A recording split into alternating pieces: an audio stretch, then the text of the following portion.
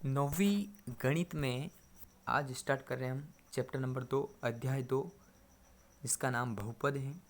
कुछ महत्वपूर्ण चीज़ें इसमें बहुपद के बारे में समझेंगे कि बहुपद होता क्या है। उसके बाद आगे बढ़ेंगे। ऐसा बीजी व्यंजक मतलब उसके अंदर a b x y z ऐसे अवयव हों, ऐसे अंक हो। बीजी व्यंजक जिसमें चर की घात पूर्ण संख्या हो, पूर्ण संख्या होनी चाहिए चर की घात। इस रूप के व्यंजक को क्या कहते हैं? बहुपद कहा जाता है।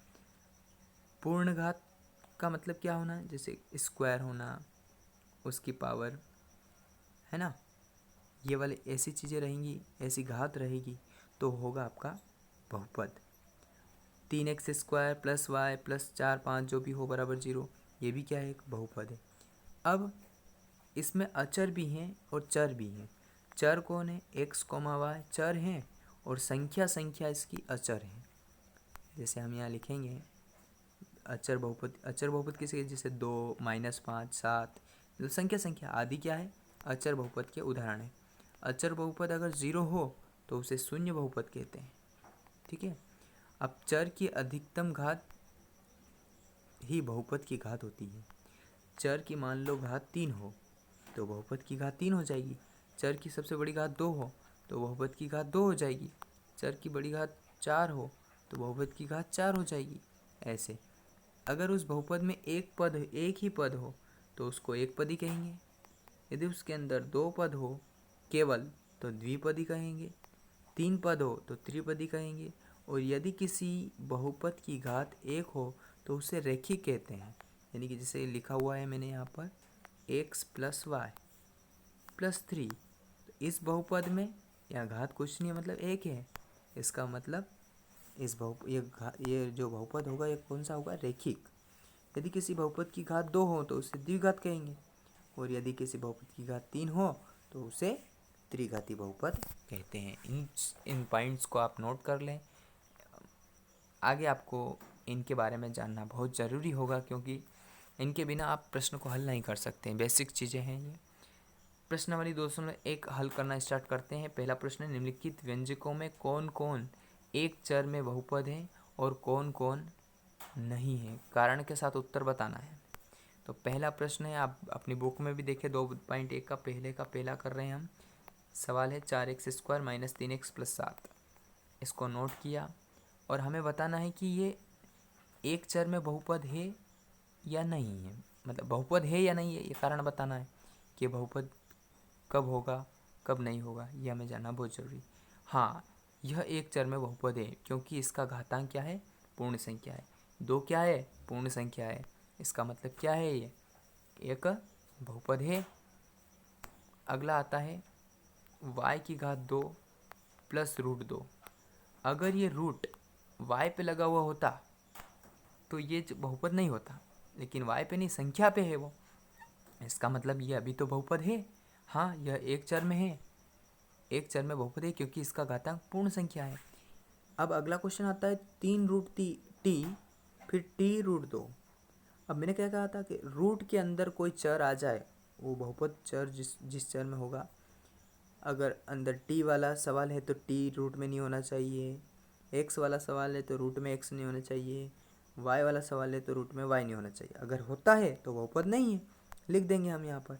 नहीं, क्यों नहीं? क्योंकि यह 3 चरों में बहुपद नहीं है, क्योंकि इसका घातांक पूर्ण संख्या नहीं है, क्योंकि रूट में t दिखाई दे रहा है हमें और रूट में t सवाल है।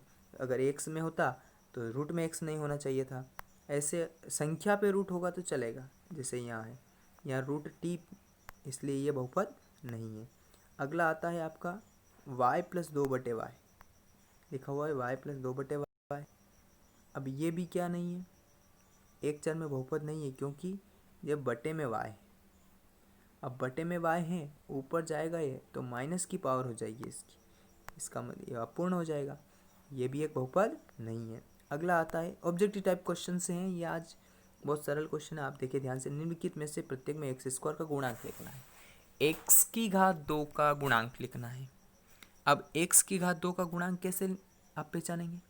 गुणांक गुणे का अंक, किसके गुणे का अंक? x की घात 2 के गुणे का अंक हो जाएगा आपका x² का गुणांक।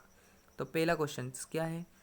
2 plus x square plus x, इसको सही लिखेंगे, सबसे बड़ी घात आगे फिर छोटी घात फिर अचर, तो एक्स की घात 2 आगे लिखा फिर एक्स लिखा प्लस 2 लिखा।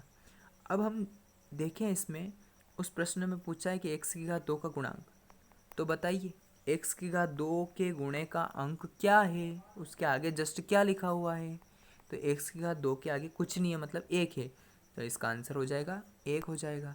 अगला सवाल है एक्स की 2 है फिर एक्स की घात 2 है माइनस का फिर प्लस एक्स की घात 3 है, इसको सही व्यवस्थित क्रम में जमाएंगे तो एक्स की घात 3 फिर माइनस एक्स स्क्वायर फिर प्लस 2। अब यहाँ भी वही बताना है हमें, एक्स की घात 2 का गुणांक बताना है, मतलब एक्स की घात 2 के आगे का अंक देख लीजिए आप, एक्स की घात 2 के आगे क्या है, यहाँ पर माइनस लगा हुआ है और फिर कुछ नहीं मतलब 1 है, तो इसका आंसर कितना हो जाएगा -1। ये ऑब्जेक्टिव के क्वेश्चन से आगे बढ़ते हैं। यहाँ पर एक्स स्क्वायर का गुणांक कितना है π/2, तो इसका आंसर π/2 हो जाएगा। फिर यहाँ पर देखिए, यहाँ पर √2 है फिर एक्स है फिर -1 है और पूछा है एक्स स्क्वायर का गुणांक, एक्स स्क्वायर के गुणे का अंक। अब इस क्वेश्चन में ही एक्स स्क्वायर नहीं है, अगर क्वेश्चन में एक्स स्क्वायर नहीं हो और गुणे का अंक पूछे तो उसका आंसर 0 होगा, क्योंकि 0 × एक्स स्क्वायर है, ये एक्स स्क्वायर के गुणे का अंक है ही नहीं, कुछ भी नहीं हो तो 1, लेकिन एक्स स्क्वायर ही नहीं हो उस सवाल में तो उसके गुणे का अंक 0 हो जाएगा। ठीक है, अगला आता है प्रश्न क्रमांक 4, निम्नलिखित बहुपदों में से प्रत्येक बहुपद की घात बतानी है। निम्नलिखित बहुपदों में से प्रत्येक बहुपद की घात हमें बतानी है। घात बताने में कुछ भी नहीं करना है, सबसे बड़ी उस बहुपद की सबसे बड़ी वाली घात उसकी घात होगी चर राशि की। सवाल है 5x की घात 3 plus 4x square plus 7x, इसमें सबसे बड़ी घात क्या है 3 है, तो इसका आंसर अतः बहुपद की घात कितनी होगी 3 होगी। अगला है 4 - y स्क्वायर, तो यहाँ देखें हम 4 - y स्क्वायर में तो y की घात 2 है सबसे बड़ी, तो इसका आंसर कितना हो जाएगा 2 हो जाएगा। अगला सवाल है y + y square plus 4, y + y square plus 4, यहाँ सबसे बड़ी घात कितनी 2 है, तो इसका आंसर 2 हो जाएगा। आगे बढ़ते हैं 5t - √7, अब 5t तो t की घात देखो कितनी है, कुछ भी नहीं है मतलब कितनी है 1 है, तो यहाँ बहुपद की घात आपकी हो गई 1।